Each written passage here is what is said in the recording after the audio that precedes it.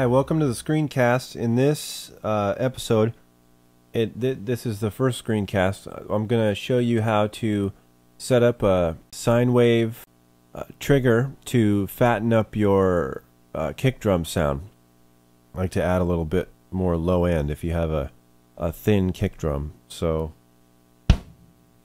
I've set up a kick track here with just one measure.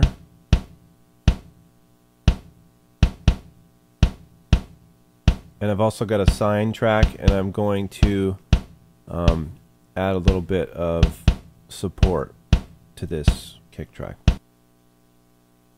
So the first thing you want to do is find the sine or the signal generator in Pro Tools here, and you can find it under Other. And I mean, it won't matter if you have LE or HD, because it should be down here. Yeah, see, it's in either one, the RTAS or the TDM. For this version of the video, we'll just use TDM. So as you can hear, the signal is just going to keep ringing and ringing until we put a gate on here. So that's what we're going to do. Grab a gate real quick and drop the threshold down so that it kills it, or pull the threshold up, I guess. And then you can hear it's still kind of ringing there. So what did I find out before? Oh yeah, the ratio, got to just slam that. And then what else was it? Let me find it real quick. Oh yeah, the range. Yeah. Okay, so you got to drop the range all the way here and slam the ratio so you get something that looks like that. Alright, and what we're going to do is turn. Now, since our click track or our kick track here is we need to support that, so we're going to set up a send to, let's say, bus 1 from the kick, and we're going to make that pre-fader, and we're going to put it at unison here. So we've done that. Set up a bus, send from the track that you want to add something that you want to use as the trigger, and send the signal pre-fader. You could do it post, I'm sure. It's not, it's up to you, but this is just cleaner for me. So and so that's done, and then you got to come in here to your gate, and because the signal is going to be on all the time, so you want to come in here to your gate and set up the key trigger, the key input here, and we'll do bus 1 because it's sending from here. So we're going to do bus 1, and we got to turn the key on. And now we should be able to hear a little bit of playback.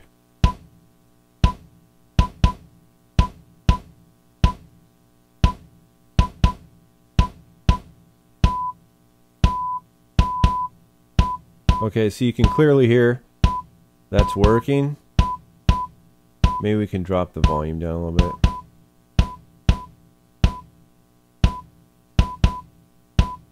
Now, you don't want to leave it at this pitch because obviously that sounds kind of weird. You could, I mean, I guess it could sound cool for some kind of electronic music. Anyway, alright, so let's drop the frequency. Now, what is a good frequency for subs? Let's say 80. Let's start at 80. So why don't we just type that in here? Yeah, you can hear that starting to work already. And that kind of sounds like a tom a little bit, though.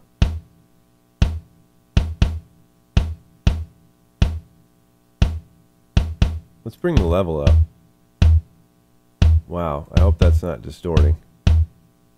Drop that down.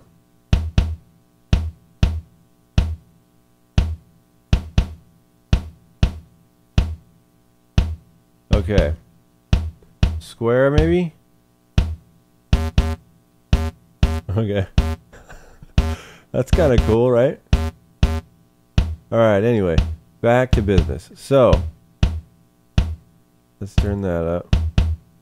I'm sorry. Alright, that can get a little annoying, so let's stop that.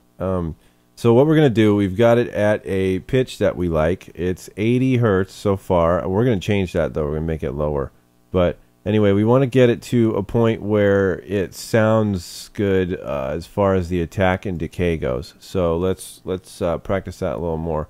Let's see if we can just mess with the let's see. Yeah, cool. Okay, anyway, let's speed things up a little bit. So now let's drop the frequency of this just a bit more. Let's kind of just go by.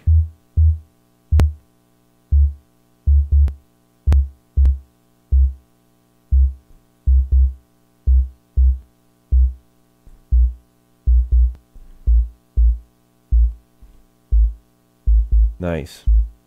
All right, let's bring this kick back in. Now you can really hear how that has added some sub.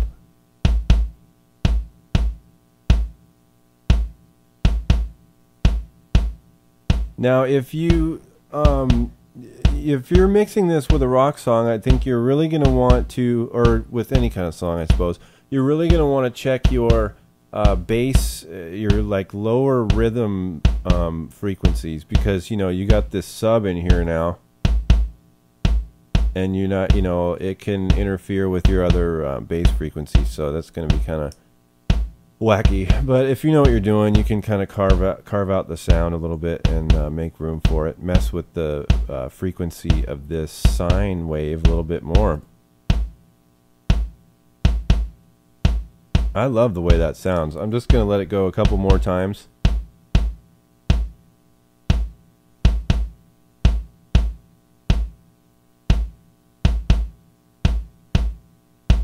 Once again, this was setting up a trigger with a sine wave in Pro Tools with a gate key input. So that's quite a description, but that's exactly what it was. So here's your gate key input working with your sine wave. Thanks for watching.